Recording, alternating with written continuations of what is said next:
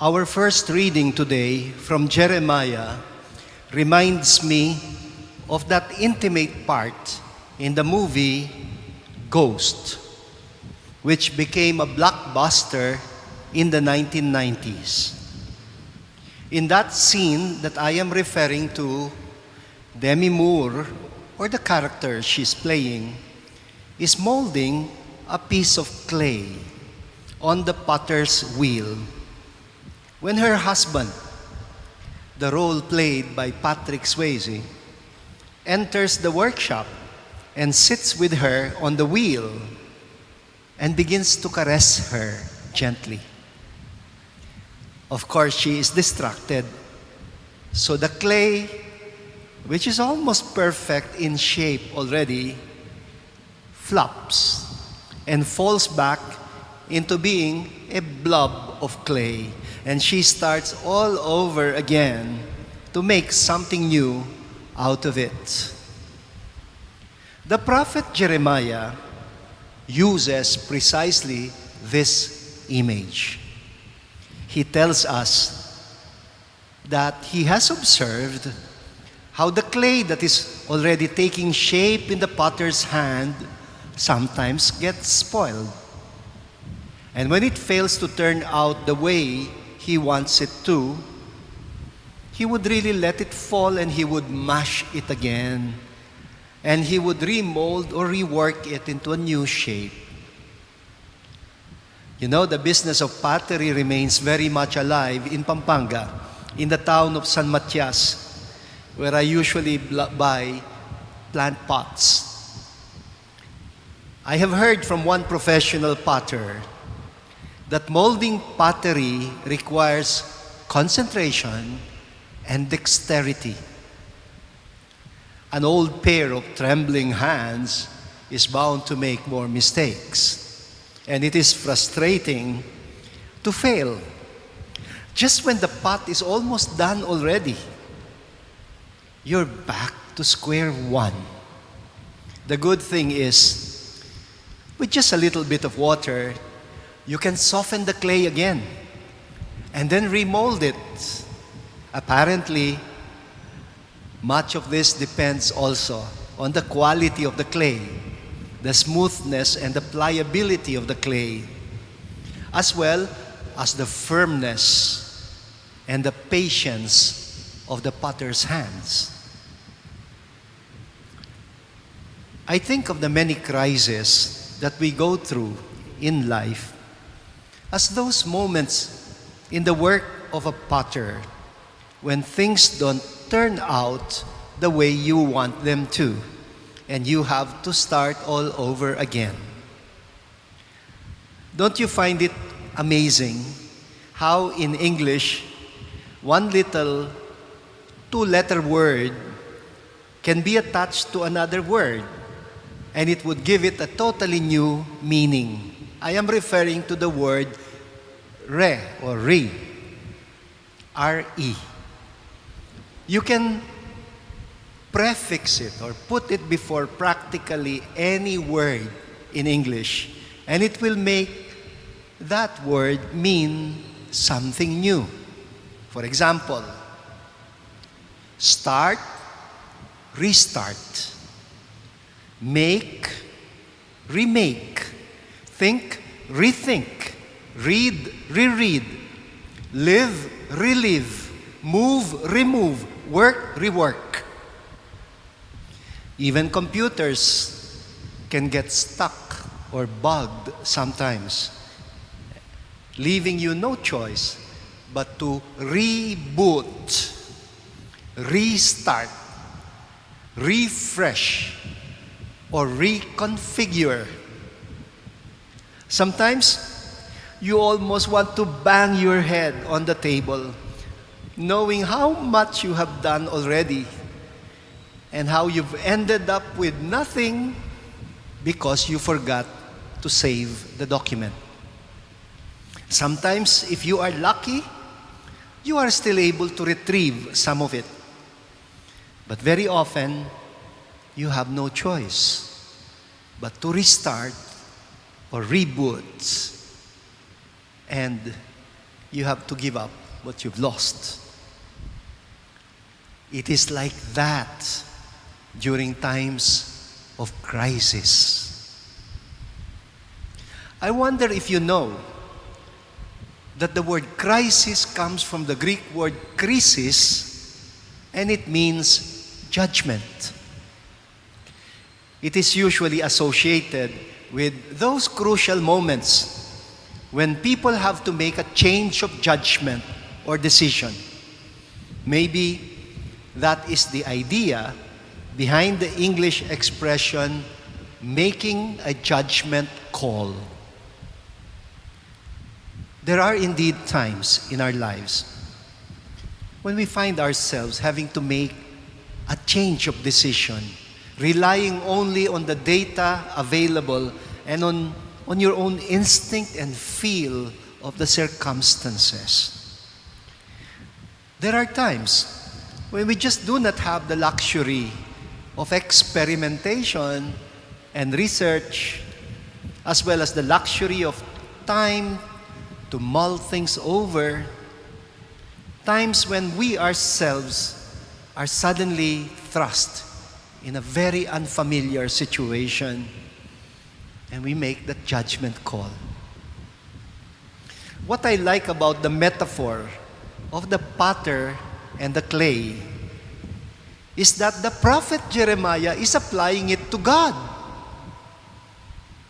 The portrayal of God is very human. The writer is not projecting a concept of a perfect God who in one instant produces things that are immediately perfect. He does not seem to have a problem with the notion of a God who also fails, whose project sometimes flops, or to put it better, the notion of a creator God whose work is still in progress. How can you say it failed if it is still continuing? Take the example of the biblical story of salvation.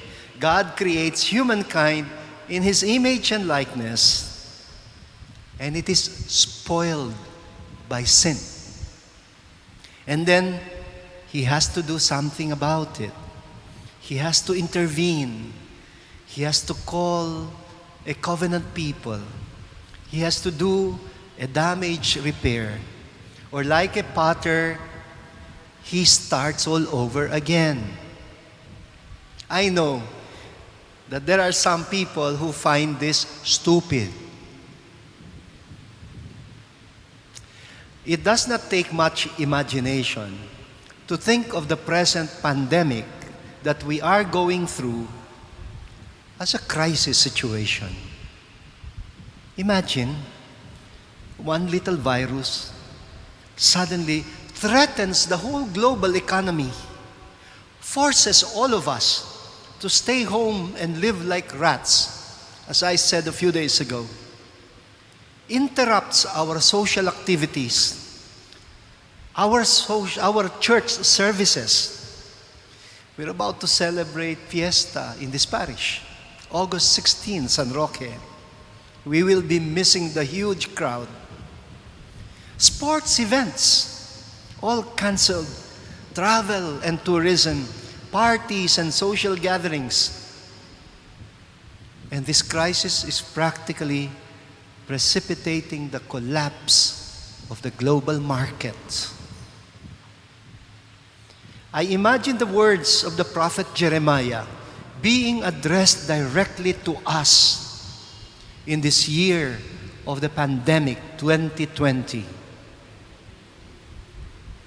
Remember what God said in what we read just now, the first reading from Jeremiah. Let us reword it a little bit because it says, people of Israel. I will say, people of the world, people of the Philippines, can I not do with you what this potter does? As clay in the potter's hand, so are you in my hands. Brothers and sisters, invitation of Jesus when he began his public ministry 2,000 years ago. With apologies to Jesus, let me reword his message when he started his public ministry. This is the time for a new judgment call, a time for reconfiguration. God is reworking the world. Allow God to reform your lives, to reshape your future, and believe in this good news. But we must answer. And in answer to this invitation, I propose that we say the prayer of Isaiah chapter 64, verse 8, which, I suspect very strongly was borrowed from the first reading from Jeremiah's image of the potter and the clay. Here is the prayer of Isaiah. But you, O Lord, are our Father. You are the potter.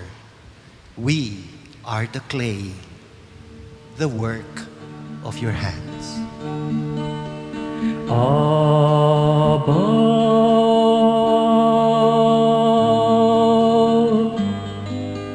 Abba, Father, you are the potter, we are the clay, the work of your hands.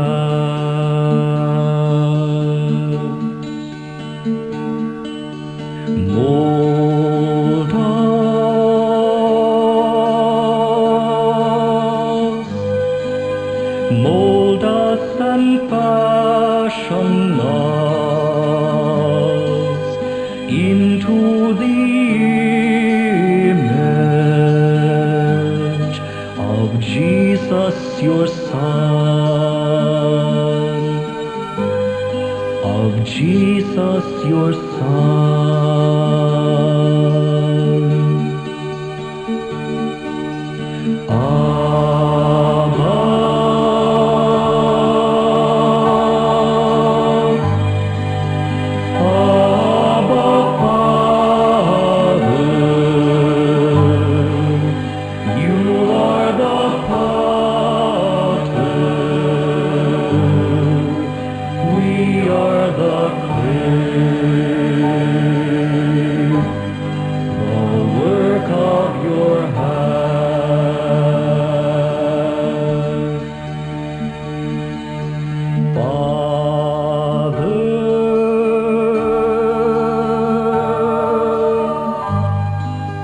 May we be one in you. May we be one in you, as He is in you, and you are in Him.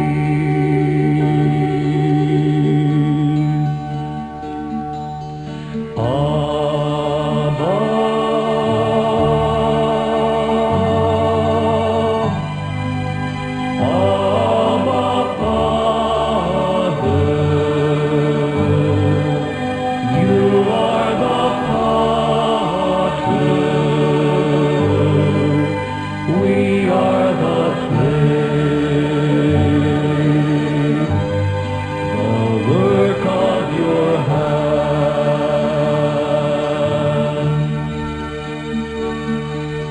glory.